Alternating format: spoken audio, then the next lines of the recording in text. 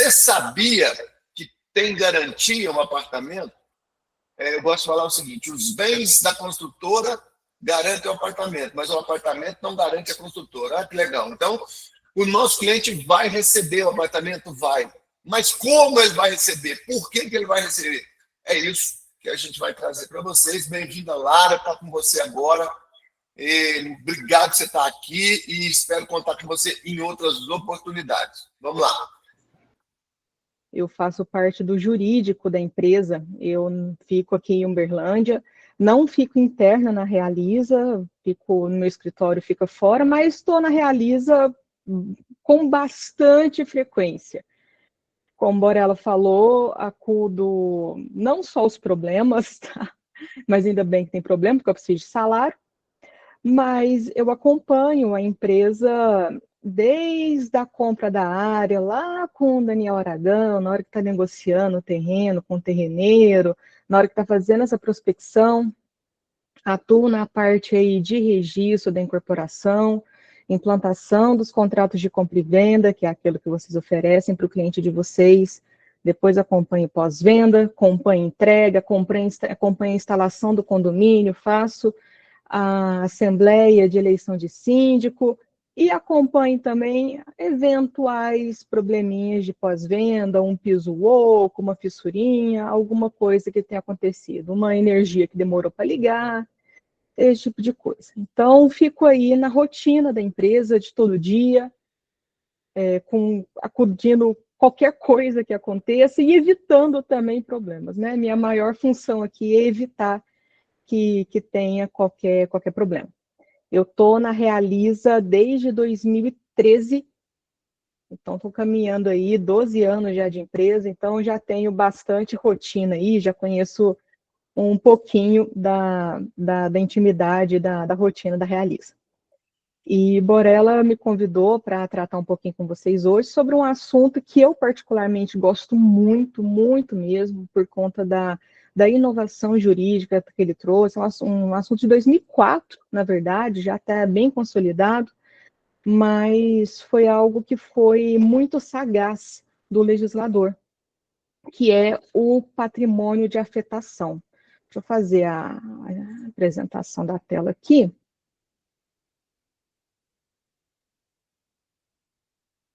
Estão vendo aí direitinho, né?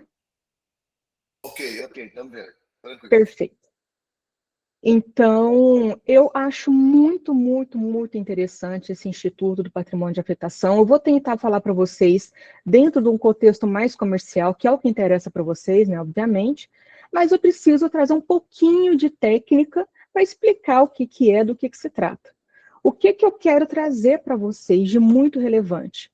É um assunto que vocês vão usar para trazer segurança para o cliente. Porque quando o cliente chega para vocês para comprar, vocês vão, claro, oferecer o apartamento, oferecer a casa, falar que a casa é boa, que é bonito, o apartamento é bonito, é bem acabado, está num preço bom, parcelamento maravilhoso que a Realiza faz, condições comerciais estupendas, etc. E vocês têm a coisa para vender. O que eu vou explicar para vocês é o que está por trás da coisa. Essa situação de garantia. É dar para o seu cliente a segurança de que aquilo que ele comprou vai ser efetivamente entregue para ele. Custe o que custar. Isso vai ser entregue para ele. Ainda que sempre isola, bate na madeira, ainda que a Realiza venha a ficar ruim das pernas, Realiza venha a quebrar, venha a fechar as portas, isso não vai afetar o cliente de vocês. O cliente de vocês vai receber o imóvel que comprou. Tá? Então, a minha função hoje aqui é trazer mais um elemento de segurança que vocês vão passar para esse cliente de vocês. Então, para começar essa história toda, não adianta eu falar o que é sem contar de onde veio. Então, quero trazer para vocês um pouquinho do contexto histórico dessa história toda. Da onde veio, por que veio. Estou vendo aqui pela câmera que tem muitas pessoas novinhas aí. Borella falou que é baby boomer. Eu sou millennial, eu sou de 88. Quem aí tiver mais ou menos na faixa dos 30 aí, como eu, um pouquinho mais, vai lembrar desse nome aqui, que é a Encol.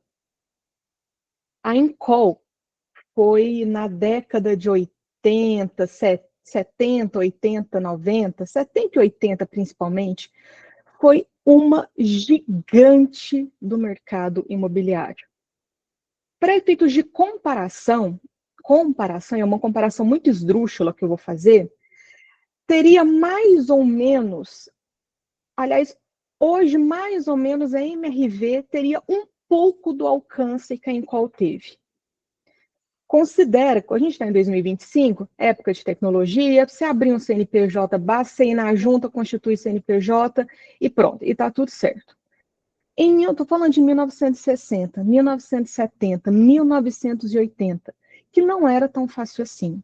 Então, você ter uma grande construtora extremamente consolidada, você levava muito suor, muito esforço. E a Encol se tornou uma gigante, gigante, gigante, gigante no Brasil. Ela atuava no Brasil inteiro. Tinha empreendimento para tudo quanto é lado. Tá? E teve aí, então, na década de 80, fazia empreendimentos até virar do avesso. Era muito grande. Quando eu falo que é muito grande, é muito grande. Então, ela teve aí sua fundação em 1961 e na década de 90 a Encol entrou em declínio. Ela começou a quebrar, a falir. Por N questões deles, seja administrativa, seja econômica, seja N coisas, a Encol veio a quebrar. Em 1999, a Encol quebrou. E da mesma forma, eu estava enaltecendo tanto o fato dela ser gigante, é porque se ela foi tão gigante, significa que a quebra dela também foi gigante. Foi um impacto muito grande. Vamos pegar assim no outro cenário. Imagina saindo um pouco do mercado imobiliário. Vamos pegar uma Ambev, por exemplo, que domina aí o mercado de bebidas, cerveja, refrigerante, etc. Imagina se a Ambev quebra. Imagina o impacto econômico que isso vai ter. Não só social, não só de falatório, mas também econômico, quebra de fábricas, demissão de funcionários. Foi mais ou menos isso que aconteceu. No início aí dos anos 2000, com essa quebra da Encol, foi um impacto muito grande que causou comercialmente, economicamente, trabalhista e também para esses compradores. Naquela época, nós tínhamos uma situação em que eu registrava o patrimônio de afetação, registrava o memorial de incorporação, colocava esse empreendimento para rodar e ia fazendo, vendendo. O tal do vender na planta. A incorporação serve para isso. Registra a incorporação para poder vender na planta.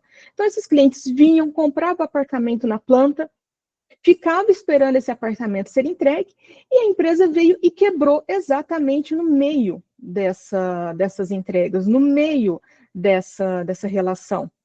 Aqui em Uberlândia mesmo, nós temos, quem mora aqui em Uberlândia, nós temos alguns prédios, tem prédio no centro, prédio ali no bairro Tubalina, que são esqueletos da Encol até hoje. E acredito em Goiânia, né, Borella, deve ter também esqueletos que nunca foram acabados. Bastante aqui tem muita obra. Era matriz, né? Nasceu aqui. Então, vou trazer um pouquinho de números para vocês verem do que eu estou falando, que impacto é esse. Estou dizendo que estima-se que mais ou menos 42 mil famílias ficaram sem receber os seus apartamentos. Compraram apartamentos da Encol e ficaram sem receber. Eu vou falar de novo. Tenta entender que eu estou falando de década de 90 e início do ano 2000. Não era tão pulverizado como é hoje. Estou falando aí de 30 mil trabalhadores que ficaram sem emprego. 6.293 credores trabalhistas, ações trabalhistas correndo. Tá? Isso tudo, quando eu falo que é beneficiado numa fase decisória, foram aqueles que conseguiram reaver alguma coisa, reaver um pouco de indenização. Mais um pouquinho de informação para vocês. Hoje, fazendo uma busca simplória de ChatGPT, o Ednardo estava falando de ChatGPT. Eu sou casada, minha esposa é uma viciada em ChatGPT, então eu sei quanto de informação a gente consegue obter. E fazendo essa busca, eu vi que tem mais de 1.200 processos ativos hoje. Hoje, gente, eu estou falando de uma empresa que quebrou em 1999, início dos anos 2000, então tem 25 anos de quebra e ainda tem 1.200 processos ativos. Quando ela quebrou lá atrás, foram 17 mil processos que foram movidos logo no começo. Estou falando isso tudo porque foi relevante. Foi relevante ao ponto do legislador precisar alterar a lei. Aí, mais um pouquinho de dado. 2,5 bi de passivo. 2,5 bi. Desses 2,5 bi, eles conseguiram pagar 200 milhões. Olha a diferença que ficou. Então, vocês estão vendo o que, quando eu falo que foi uma gigante, a ascendência foi gigante, a queda foi gigante. E olha o impacto econômico que isso gerou. Lara, mas por que isso tudo? Porque em razão de toda essa situação, quando eu tenho aí 42 mil famílias afetadas, 42 mil famílias que ficaram sem receber um apartamento, o governo, o legislador, percebeu que estávamos numa situação de insegurança. Gente, a construção civil movimenta muita coisa no mercado econômico, muita coisa mesmo, principalmente o Minha Casa Minha Vida. Eu estava vendo os dados esses dias de que o Minha Casa Minha Vida corresponde a 73% do PIB da construção civil. Então, imagina o impacto que isso causa, uma quebra de uma construtora desse tamanho, desse porte. Então, o legislador viu e falou assim, epa, nós temos que intervir, nós temos que fazer alguma coisa. Nós precisamos trazer mais segurança jurídica para esse comprador. E aí, então, criou-se o tal do patrimônio de afetação. Tá? Foi uma medida que o Congresso Nacional, que o legislador entendeu que vai ser aplicado para a proteção do consumidor. A função do patrimônio é essa, fazer a proteção do consumidor. Então, vamos lá. O que é, para que serve, como é que funciona, que coisa toda é essa? Basicamente, o PA, ele atua numa sistemática de segregação de patrimônio. Claro, fala a linguagem que eu entendo. E é aí que eu vou explicar para vocês. É basicamente o seguinte, eu pego o patrimônio da empresa e separo do patrimônio do empreendimento. Então, a Realiza Construtora vem, movimenta as contas dela, movimenta tudo, mas o empreendimento Prime Club, por exemplo, e qualquer outro empreendimento, ele fica separado.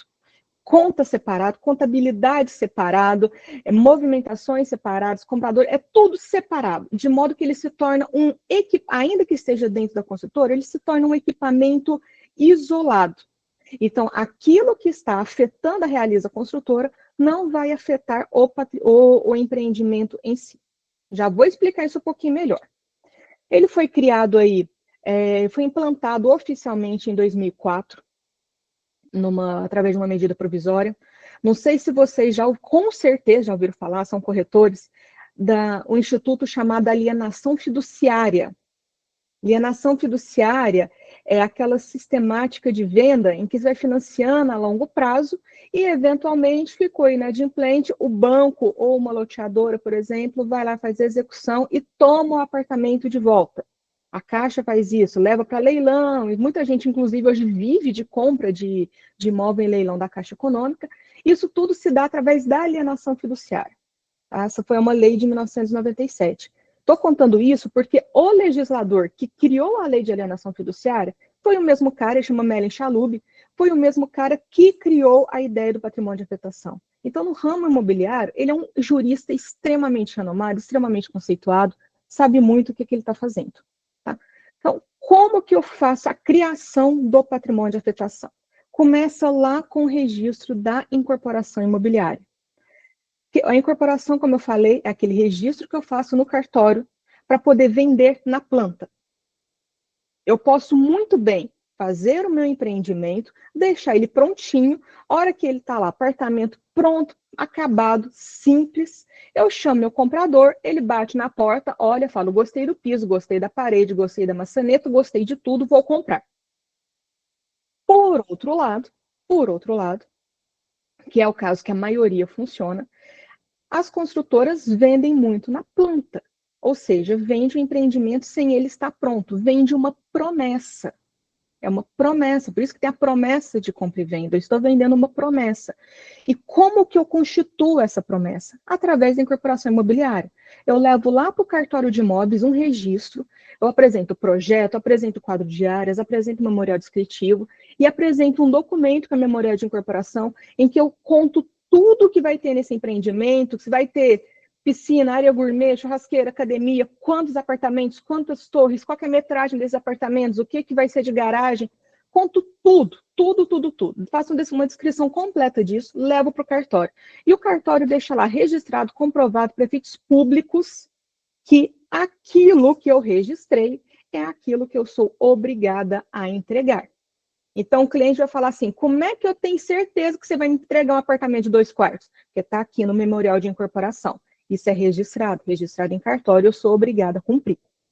Então, assim que eu registro o memorial de corporação, que é o tal do RI, vocês adoram, né? Fica doidinho, eu preciso do RI para vender, preciso do RI para vender, preciso do RI para vender.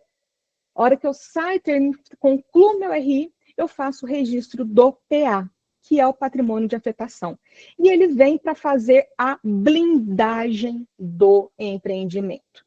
Basicamente, eu tenho meu prédio aqui de uma torre, eu crio uma redoma em volta, crio essa casquinha de vidro aqui, de modo que, se a Realiza quebrar, eu vou isolar pela milésima vez, se a Realiza quebrar, a quebra da Realiza não vai afetar isso aqui.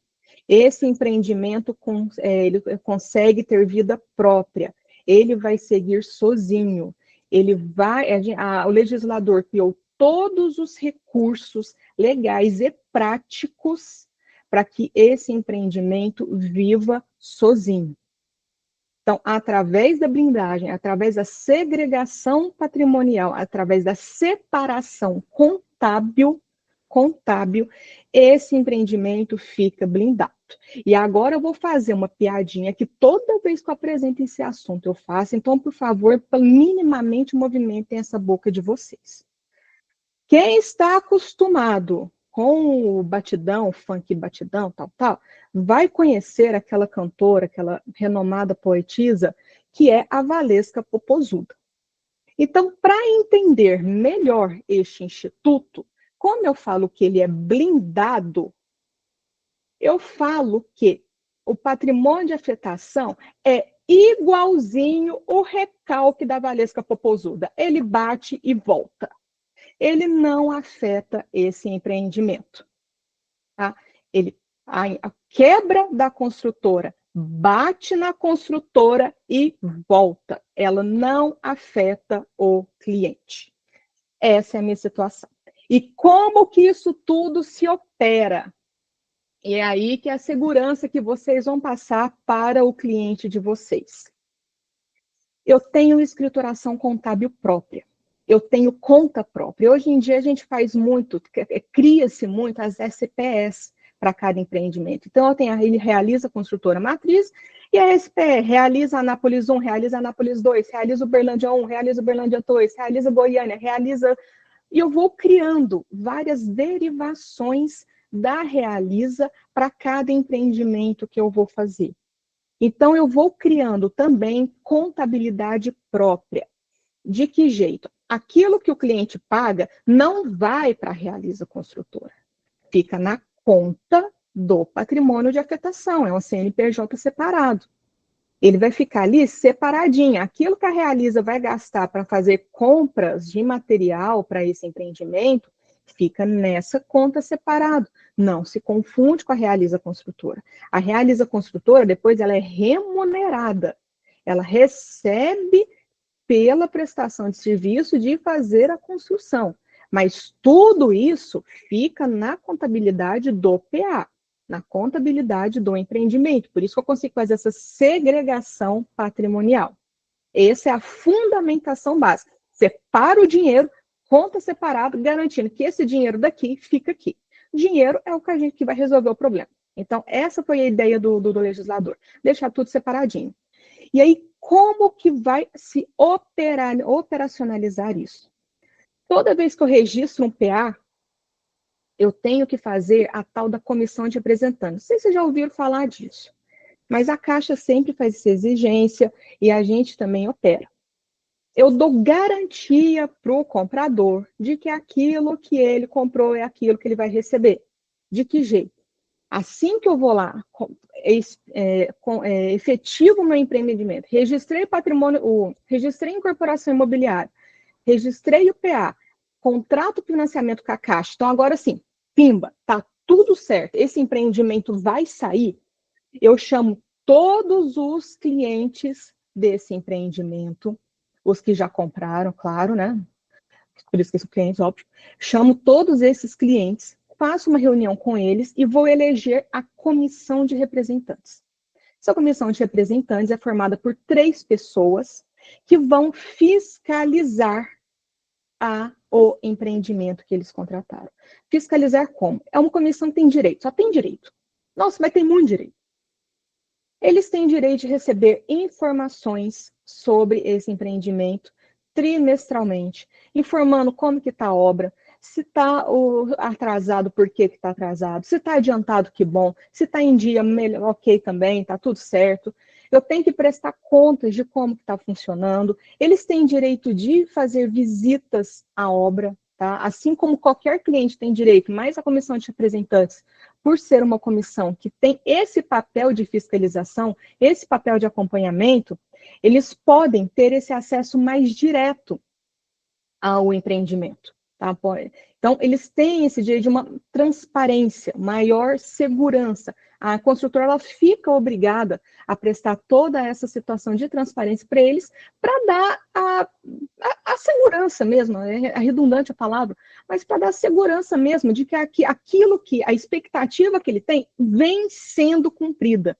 Não é só comprei e estou esperando o final chegar. Eu vou comprovando para eles, de tempos em tempos, que está acontecendo, que está rolando. Então, ele já fica com essa situação de segurança. E, além disso, ele tem direito também de acompanhar as contas do empreendimento, se for o caso, tá? Tem direito de ter acesso às contas do empreendimento em razão de ter essa segregação patrimonial, essa segregação de contabilidade.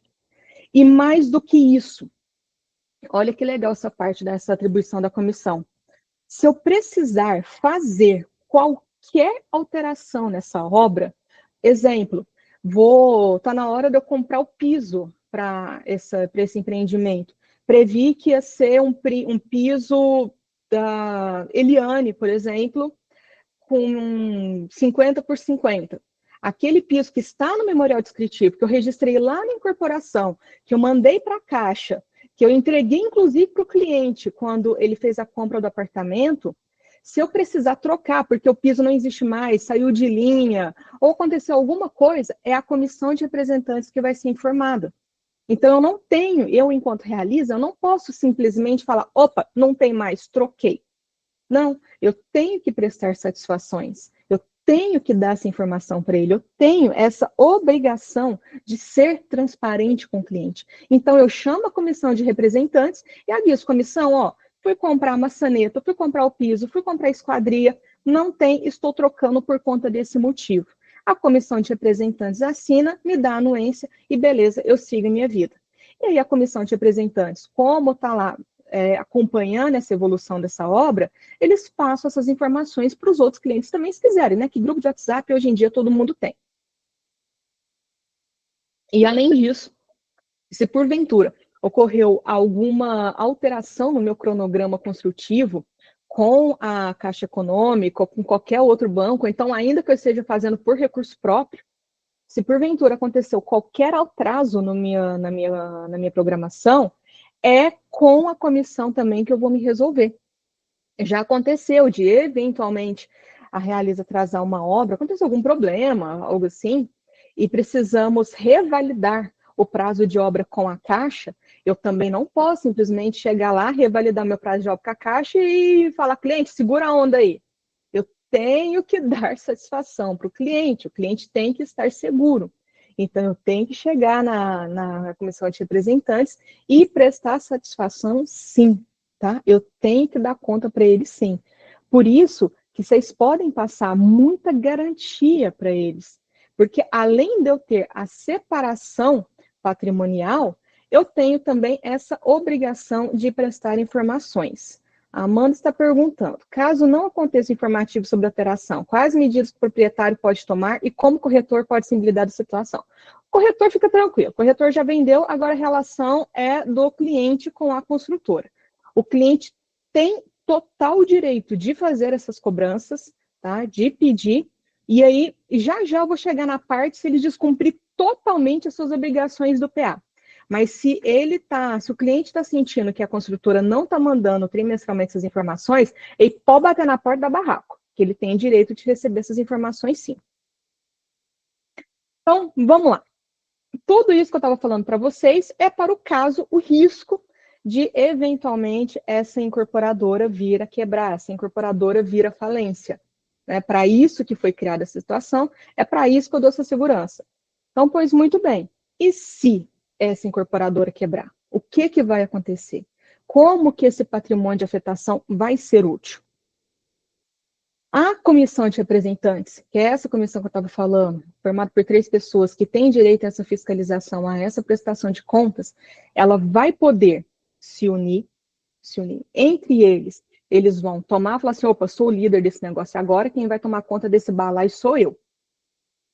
Acessa as contas, eles têm direito a acessar todas as contas desse empreendimento, tratar o que tem lá de dinheiro e contratar uma nova construtora, contratar outro financiamento e fazer aqui, contratar um seguro, contratar aquilo que eles quiserem para poder terminar essa obra. Então, a própria comissão de representantes toma a frente e contrata isso. Agora eu preciso separar 2 cenários aqui para vocês, para poder ficar mais fácil. Vamos imaginar que eu tenho a minha construtora e eu faço toda a minha construção por recursos próprios. Eu não estou falando de obra financiada, eu estou falando que eu tenho minha bala na agulha e eu faço minha obra inteirinha por recursos próprios. O cliente, quebrei.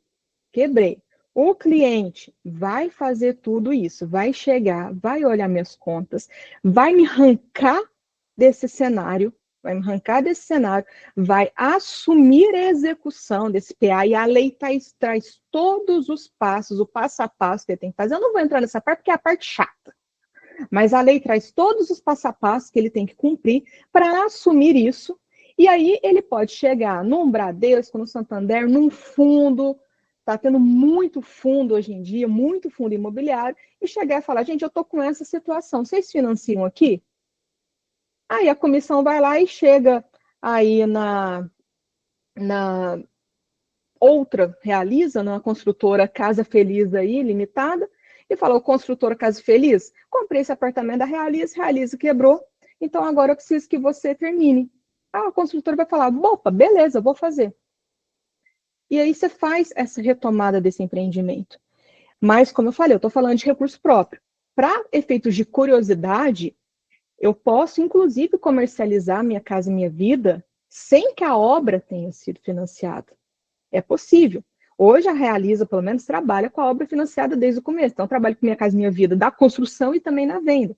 Mas se eu tiver bala na agulha, tem nada que me impeça de eu construir um condomínio, fazer esse empreendimento com recursos próprios e fazer apenas a venda pelo Minha Casa Minha Vida. Então, o cliente se enquadra, Minha Casa Minha Vida, vem e faz a compra. Mas eu construí, eu com o meu próprio dinheiro. Então, mas como é o cenário da Realiza, eu preciso tratar exatamente aquilo que vocês vivem, eu preciso falar sobre a obra financiada. Então, calma, que até agora eu não falei sobre a obra financiada propriamente dita. Eu vou falar agora. Como que isso funciona? Quando a empresa, a Realiza, faz a contratação do empreendimento, seja Minha Casa Minha Vida, seja SBPE, seja um SFH normal, a Realiza contrata junto com a Caixa um seguro obrigatório. A Caixa impõe. E agora eu estou falando de Caixa porque é a nossa realidade aqui. Mas nós temos obra, por exemplo, que foi financiada pelo Banco do Brasil, que também exige esse seguro. Nós temos obras que, às vezes, são financiadas por fundos. Está tendo muito fundo hoje em dia, gente, muito fundo. Então, esses fundos exigem esses seguros. E aí, o cliente, a Realiza quebrou, esse seguro está lá. Então, sabe a comissão de representantes que vai assumir a contratação do empreendimento, vai tomar frente disso? A comissão de representantes vai passar a mão nesse seguro, vai levantar o dinheiro desse seguro de obra, que serve exatamente para garantir a obra, por isso que é seguro, igualzinho seguro de carro, bateu, deu perda total, você recebe o dinheiro do seu carro, a construtora quebrou, a comissão de representantes levanta o seguro do empreendimento. Eles têm direito a isso. E falando especificamente de Caixa Econômica, a própria Caixa toma a frente dessa situação, tá? Comunica a comissão, etc. A comissão vai participar ativamente disso, mas a própria Caixa toma a frente dessa história toda e a própria Caixa vai procurar dentro do seu cadastro de construtoras alguém que vai substituir a Realiza para terminar esse empreendimento. Por isso que eu falei para vocês lá no começo. Só interrompendo, a Realiza já pegou empreendimento... Não, dá spoiler não, dá spoiler não, dá spoiler não. Spoiler, opa! Dá spoiler não. Então, a Caixa vai chamar as construtoras que estão no seu cadastro e vai contratar alguém para fazer a conclusão da obra. E é isso que o Borelli ia falar para vocês. Nós temos alguns empreendimentos que estão no nosso cadastro, Rio de Janeiro, tem também, acho que é mais Rio de Janeiro, Colorado, não é o Life Colorado de Goiânia, não, é lá no Rio. Foram 2 empreendimentos que estavam quebrados, quebradinho, a construtora quebrou, a Caixa chamou a Realiza, convidou a Realiza e falou, Realiza, eu tô com esse problema aqui, 80% de obra pronta, mas o cliente não recebeu. Então, você termina esse empreendimento para mim? A Realiza falou, opa, na boa, claro, na hora. E assumiu o contrato falando assim, ó, eu tô com 80% de obra, daqui para trás não é problema construtivo meu, eu assumo daqui para frente. Por isso que eu falei para vocês, o cliente ele vai receber essa obra, custe o que custar. Ele vai receber. Então, se eu Realiza quebrei, problema meu, eu que me vire. O cliente não fica afetado em razão dessa proteção. Então, aí a Amanda tinha feito a pergunta, e se a incorporadora descumprir essas regras do PA? A incorporadora é descredenciada. Se eu estiver falando de Caixa Econômica, a incorporadora é descredenciada da Caixa. Eu perco meu direito inclusive, de fazer novos empreendimentos com a Caixa Econômica. O diretor da empresa, o Júnior, o Humberto, eles podem responder pessoalmente por isso, tá? Eu sofro multa, sofro intervenção judicial, o negócio fica um pouquinho mais complicado. E isso acontecer, gera um custo adicional para o cliente? Não, porque ele só tem que receber aquilo que ele já contratou e o seguro serve exatamente para isso, para poder fazer essa retomada, pegar aquilo lá e já pagar. Tá? Então, não gera custo adicional, ao menos que aí eles vão modificar projeto, aí já é outra situação. Mas não, a rigor, via de regra, principalmente dentro desse cenário nosso, não gera custo adicional, não. E aí, eu estou falando até agora de incorporação Minha Casa Minha Vida. Só trazendo um paralelo para vocês, para efeito de curiosidade, só falar um pouquinho sobre o loteamento, porque o loteamento, ele também pode submeter ao patrimônio de afetação.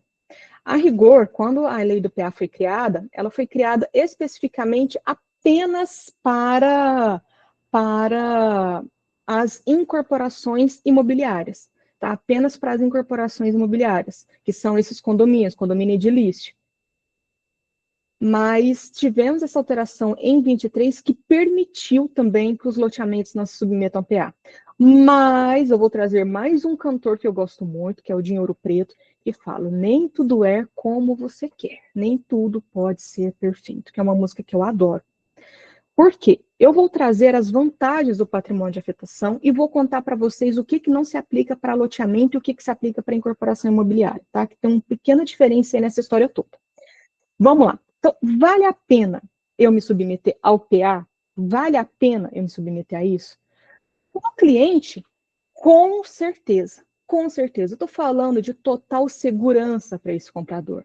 Já mostrei para vocês segregação patrimonial, transparência, direito de informação, garantia financeira, seguro contratado, garantia financeira de que tudo que ele comprou, ele vai receber. Vocês podem falar essa frase tranquilamente, pode falar que eu que falei.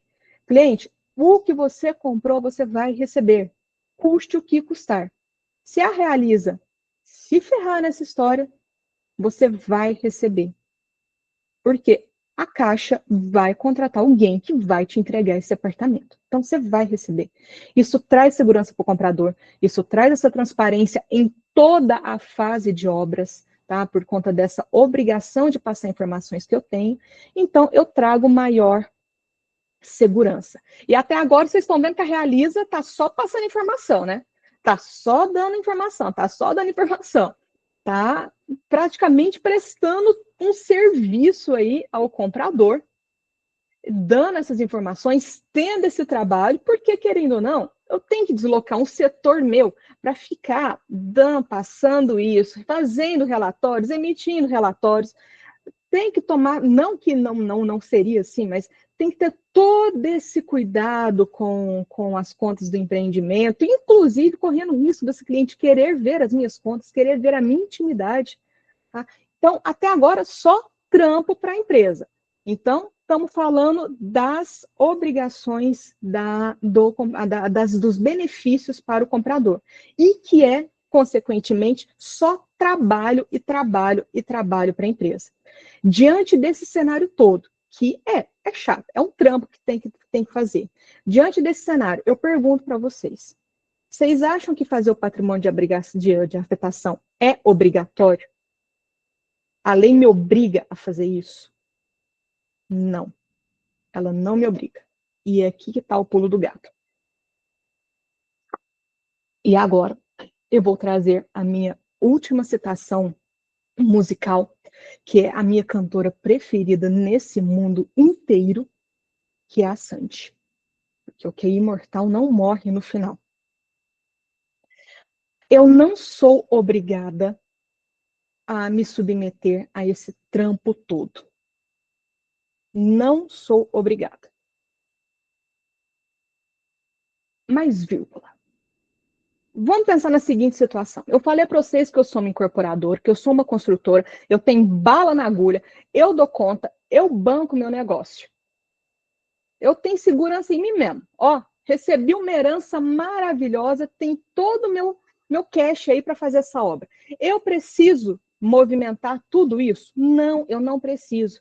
Quando o Melin Chalub fez o projeto de lei, ele até colocou como obrigatoriedade. Até colocou. Só que aí veio o Congresso e falou assim, isso não vai rolar, a galera não vai querer.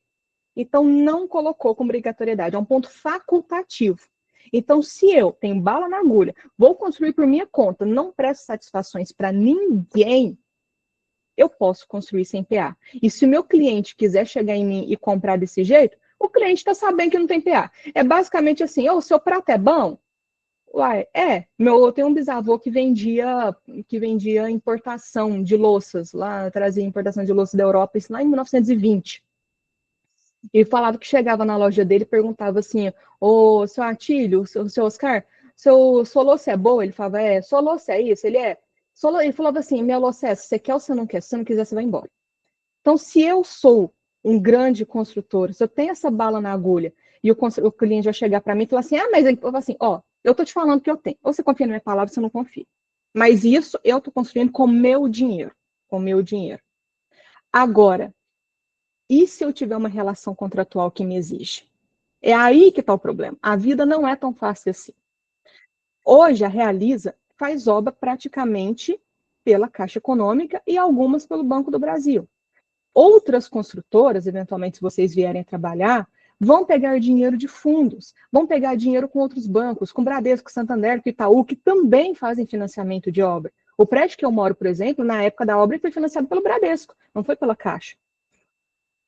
O fato da lei não me obrigar não significa que o banco, o agente financiador, não vai te obrigar. E aí é uma faculdade minha, uma opção minha, contratar com esse banco ou não contratar. Mas se eu quiser o dinheiro dele, eu preciso fazer. É basicamente o seguinte, você vai casar com o João, e o João fala, aliás, vamos inverter, porque normalmente a mulher que é mais mandona. Vai casar com a Maria fala assim, para você casar comigo, você tem que visitar minha mãe toda semana, cabe a você escolher se você vai ou se você não vai. Mas se você assumiu a bronca, você tem que ir. E aqui é a mesma coisa. Se eu quiser fazer Minha Casa Minha Vida, se eu quiser vender pelo Minha Casa Minha Vida, ou pelo SBPE, tá? Quando eu falo Minha Casa Minha Vida, não é só, eu não estou atrelando ao Minha Casa Minha Vida, não.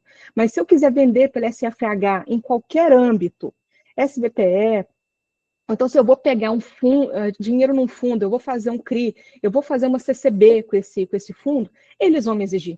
Eles vão me exigir. Então, não é tão facultativo, é um facultativo, mas se eu quiser pegar o dinheiro deles, eu vou fazer. Eu tenho que me submeter, tá bom? E as vantagens, então, nessa história toda da...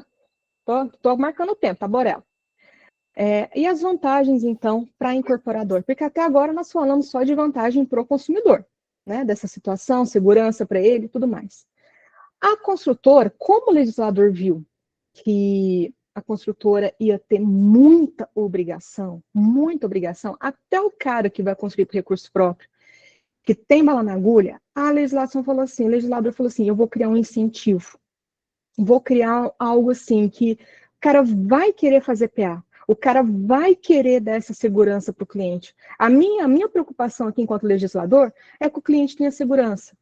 Então, eu vou criar institutos... Opa! Perdi minha tela aqui? Tá aqui, não perdeu não. Tá aí? Tá, então tá. Porque a minha ficou preta aqui, a abelha, pra mim voltou. Então, o legislador fala assim, a minha intenção é proteger o consumidor. Mas eu preciso criar uma válvula de vantagem para que a construtora queira proteger o consumidor. Qual que é o órgão do corpo humano que mais dói? Bolso. E é aqui que o legislador vem e atua. O legislador criou o RET, Regime Especial de Tributação. RET veio ser criado com a mesma lei que instituiu o PA, e ele unifica toda a tributação da construtora. Vamos falar o que interessa, que é a prática? Hoje a Realiza, por exemplo, é tributada pelo lucro presumido. Presume-se, então, pela sua instituição bem simples que, se você vai administrar bem ou mal, se você é bom o que você está fazendo, se você não é, não me importa. Eu presumo, eu enquanto lei, presumo que você vai ter lucro. Então, como é que eu vou te tributar? Se eu estou falando de um lucro real, por exemplo, eu pego assim, a minha obra custou 1 milhão, eu gastei 300 mil, eu arrecadei com essa obra 1 milhão, eu gastei 300 mil de obra, de material, então eu vou ser tributado nessa diferença de 700 mil. Dentro da tributação pelo lucro presumido, eu não faço essa conta de qual lucro que eu tive. O que ele faz? Entrou dinheiro, fechei contrato, entrou dinheiro no meu caixa, eu tributo esse caixa que entrou. Independente do que é lucro, independente do que é prejuízo. Eu tributo aquilo que entrou. Eu tributo o valor de contrato. Em 7 pontos quebradinho. Vou arredondar para 8%, arredondando para cima. Dá 7 pontos, 7 algumas coisas. Então, vou arredondar para 7%, para ficar mais fácil. Então, entrou dinheiro, caiu dinheiro. Se eu tive lucro ou não tive lucro, tributação de 7%. O que a lei veio e fez? Incentivou. A partir do momento que eu registro esse PA, eu chego lá na Receita Federal e falo assim, Receita, eu me enquadrei no PA. Então, eu quero me enquadrar também no RET, Regime Especial de Tributação. O que a Receita vai falar? Beleza, então o seu imposto de renda, ele sai de 7% e vai para 4%. É um excelente incentivo fiscal. Isso traz uma economia muito grande para a empresa. Então, como eu falei, onde que o legislador foi incentivar? Foi incentivar diretamente, tá? Diretamente no lucro da empresa, diminuindo essa carga tributária. Então, se porventura a empresa descumprir as regras do PA, ela perde também o RET. Aí, Amanda, se tinha me perguntado, eu queria chegar nessa resposta. Se fizer besteira, ele não está muito ligando se vai perder a comissão de representantes, não. Mas está ligando se vai perder o RET. E é aqui, então, que todo mundo anda na linha, anda tudo certinho, porque a Receita fiscaliza, a Caixa fiscaliza, os fundos fiscalizam. E, gente, é muito, muito, muito sério isso, tá? A gente brinca que aqui no Brasil tem um negócio, você publica uma lei e fala se a lei vai pegar ou se não vai, se essa lei vai ser aplicada, se não vai, se vai dar certo, se não vai. O PA pegou, tá? O PA existe. E os bancos fazem essa fiscalização, os fundos fazem essa fiscalização, então não é algo que a gente brinca, tá? Fez o PA, me submeti, contratei esse empreendimento com a Caixa, sim, a Caixa exige que eu faça a comissão de representantes, a Caixa exige que eu esteja tudo certinho, a Caixa exige que a minha contabilidade esteja separada. Inclusive, como é que ela vai fazer se eu estiver descumprindo? Ela vai travar as minhas medições. Então, às vezes chega o pessoal desesperado, doutora Lara, a gente tem que fazer reunião da comissão de representantes, porque a Caixa já mandou a cartinha falando assim, você tem até dia tal para me apresentar a comprovação da comissão de representantes constituídos, senão vou te travar a medição, senão vou te travar o seu pagamento. Então, gente, o negócio funciona e tem bastante efetividade.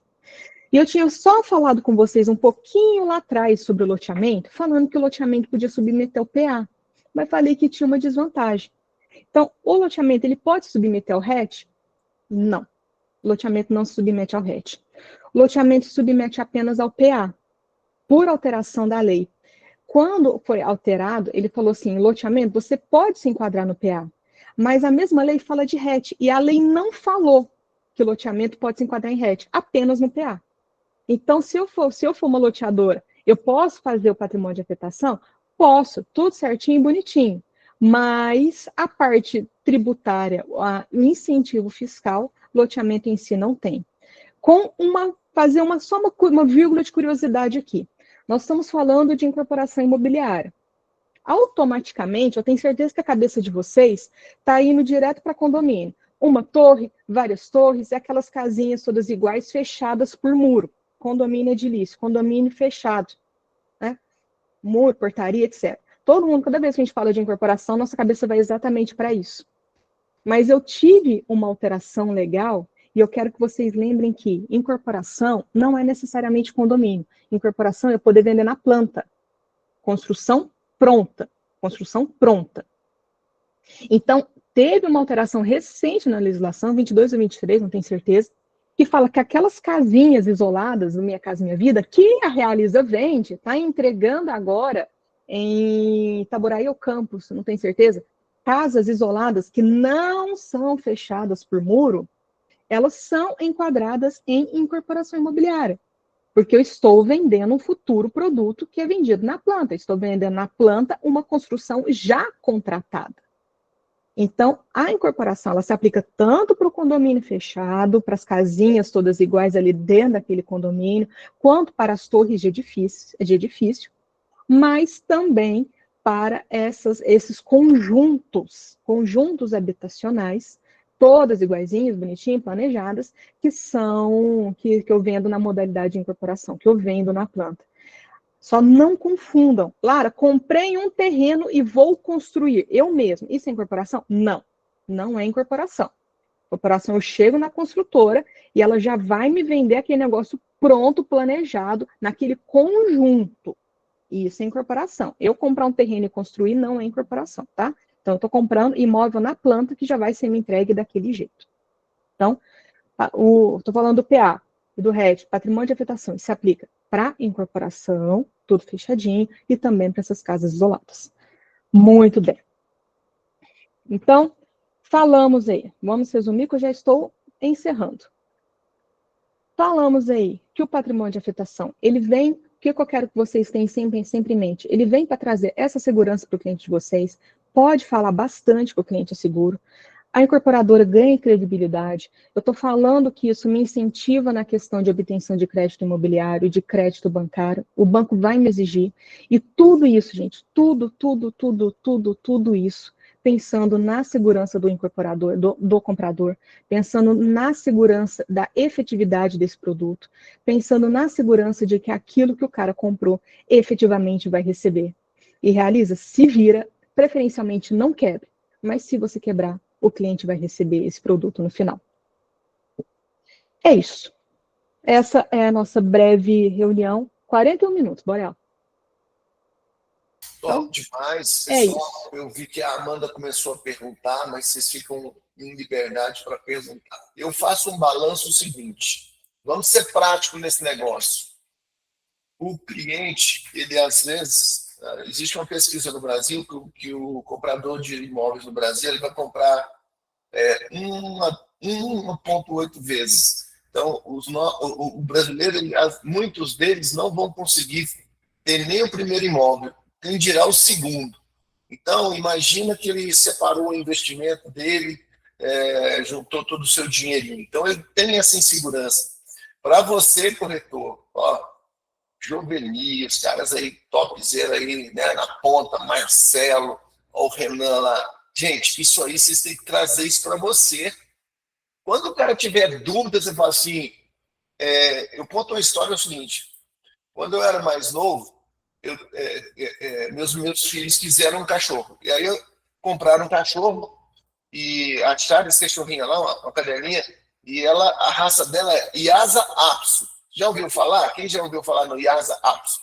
Lhasa é tibetano, é um negócio que não tinha. Tinha maltês, piquinês, shih tzu, mas Lhasa não tinha. E aí eu saía para passear, as pessoas perguntavam, maltês? Não, não é. É shih tzu? Não, é. Que raça que é? Lhasa Apso. Como? Lhasa Apso. Ele não perguntava a terceira vez. Então, para você fazer e se sentir um especialista no negócio, fala sobre o patrimônio da vegetação e as garantias.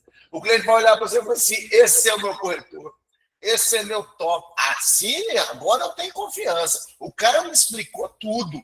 Então, trazendo essa grande explicação da doutora Lara, da Lara aí, olha só, você tem subsídio agora para ser o especialista. Certo? Então, muito bom. Então, essa garantia tem que ser dada. Às vezes a gente fica inseguro e fala, quem garante? Será que eu garanto? Eu não garanto. Agora você já tem subsídio para isso, né? Estudar a lei. Perguntas, manda ver. Gente, estourar 10 minutos aí não tem problema não, tá? Aproveita a Lara, como diz, conhece tudo sobre isso, trabalha com a gente, orienta a gente, faz toda a base da construtora para dar informação para nós. Então, perguntem. Bora lá. Cadê os nossos gestores aí? A Amanda já perguntou. Bora lá. Corretor, tem alguma dúvida que você... eu perdi uma venda ou meu cliente levantou da mesa e eu não soube explicar. Fala aí. Traz sua experiência para nós. Bom, pessoal, enquanto não chegar as dúvidas, o que eu gosto de falar? A gente foca muito, quando vai fazer venda, na parte de marketing, na parte de estratégia, de como que eu vou captar o cliente, do que esse produto tem de vantagem, o que eu vou oferecer, piso bonito. A gente sempre tem que tomar um pouquinho de cuidado também. Eu sei que assunto jurídico, assunto técnico é chato. Sei mesmo. Sei, né? Então, eu tento até trazer numa linguagem que seja um pouquinho mais acessível, um pouquinho mais razoável, para que aquilo que já é enfadonho não seja tão enfadonho.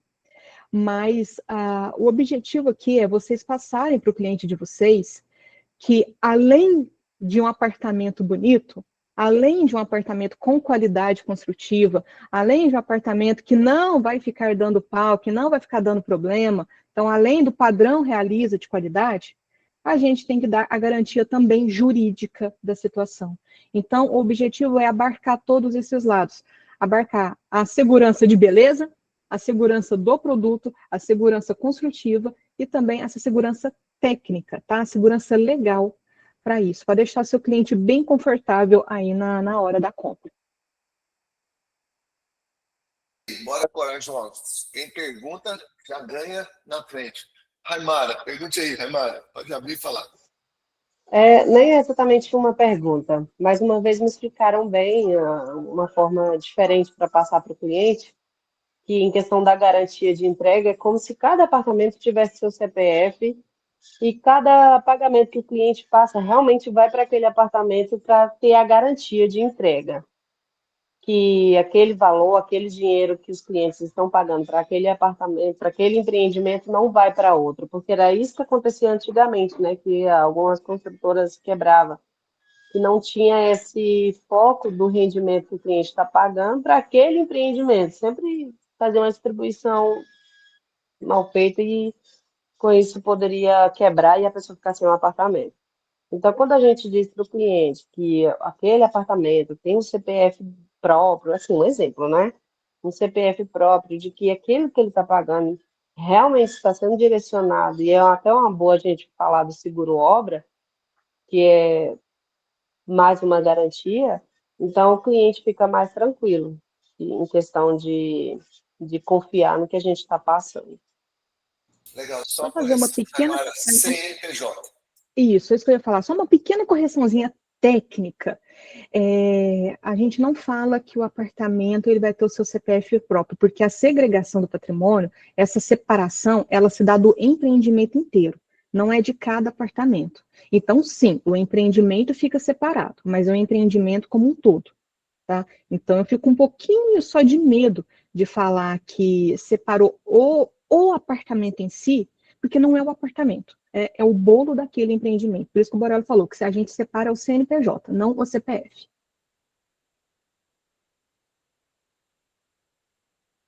Fala aí, Fernando. Uma pergunta sobre a garantia. Tá?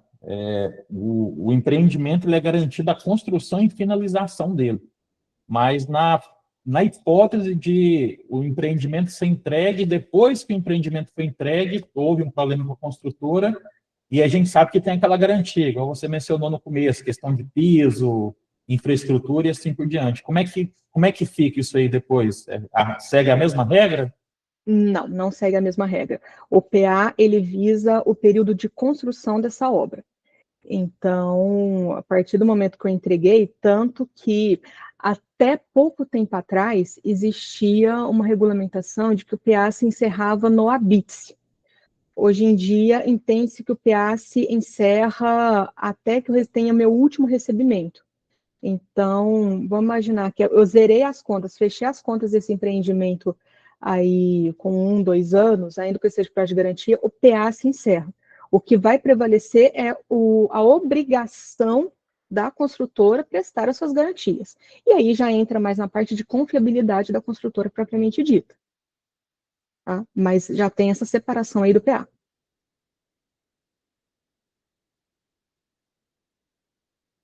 Bora aí, corajosos. Pergunta aí, pode... Gente, pergunta em treinamento, salvo uma venda. Quantas vezes eu fui salvo porque eu fiz aquele ensaio nos meus treinamentos, né? E tem corretores que me encontram comigo. Bora, ainda bem que você falou isso. Atendi um cliente e ele realmente perguntou exatamente o que nós treinamos. A minha dúvida foi sanada. Manda aí, pessoal. Cadê meus gestores? Gestores, pergunta pela sua equipe. Já que a equipe não pergunta, você pergunta. Não deve ter pergunta, porque eu acho que o assunto já ficou bem exaurido. Tudo que tinha que falar, meio que foi falado. E aí, agora entra na parte prática. Eu acho que o pessoal viria até alguma pergunta se vivesse isso na prática, né? O que a gente espera que não aconteça. Mas é uma situação eventual. Aliás, a Realize já participou de uma situação de retomada, já tivemos acompanhamento de obra, então seria talvez umas dúvidas mais práticas, mas que entra muito, gente, muito em técnica, e fica chato até para mim, para falar a verdade para vocês. Não, muito bom. Lara, bom, então, mediante aí, eu quero te agradecer imensamente. Aqui, quando a gente antes de abrir o canal, eu estava falando com a Lara, e ela colocou alguns outros temas que eu não vou falar agora, mas serão muito interessantes, e ela se dispôs a explicar para a gente. Então, vou agendar nova data com ela para trazer um assunto. Não vou falar. Vou falar. Gente, entender o contrato realiza. Quem quer entender o contrato realiza? Aquela cláusula lá, por que o cliente assina aqui? Por que o cliente assina ali? Ai, meu gerente, o cliente faz uma pergunta, você nunca leu o contrato, você não sabe o que acontece com o contrato, o cliente fica inseguro e não assina. Vai para casa, o cunhado, coisa boa é cunhado. Chegou lá, o cunhado não dá conta, está invejoso, fala, não compre isso não, olha o problema que você vai assinar. Então, por quê? Você não explicou para o cliente o contrato. Quem quer entender o contrato? Pode ser um próximo tempo para trazer a Lara novamente aqui para conversar. Estou vendo o pessoal pondo joinha aí, então, a maioria gostou. Se pelo menos 2 adorou, eu já fico satisfeito. Né? Mas eu sei que, olha, muito, muito bom. Todo mundo, Milena, todo mundo falando aí que adorou. Lara, muito obrigado. Explicação legal, numa linguagem comercial, e espero que possamos ter você outras vezes. Legal, pessoal? Então, você que faz parte da maior house do Brasil, se não é a maior house, vai ser, eu tenho certeza, E te vejo no pódio. Obrigado, Lara. Obrigado, Edinardo. Obrigado a você, gente. Bom dia. Abraço.